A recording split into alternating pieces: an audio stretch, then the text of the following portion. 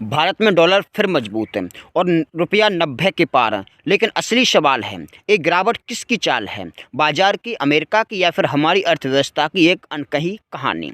नमस्कार, मैं रूप सिंह परिहार और आप देख रहे हैं तर्क भारत है। आज बात करेंगे रुपया क्यों गिर रहा है, डॉलर इतना मजबूत क्यों हो गया है, सरल भाषा में बिना किसी जटिल आर्थिक शब्दावली के।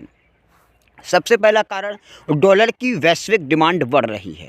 जब दुनिया में अनिश्चितता बढ़ती है, युद्ध, चुनाव, बाजार में गिरावट, हर देश के निवेशक अपनी पूंजी डॉलर में पार्क करते हैं।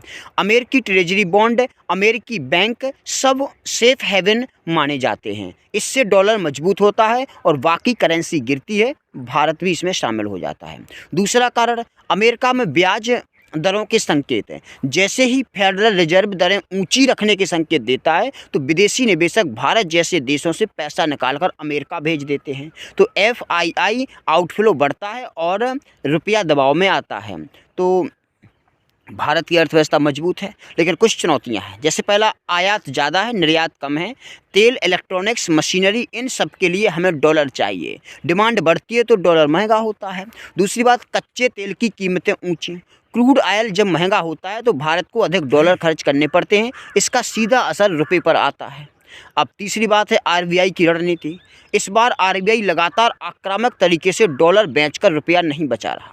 रुपये को मार्केट ड्रिवन रहने दिया जा रहा है, यानी थोड़ा गिरना अब एक सोची समझी नीति का हिस्सा भी है।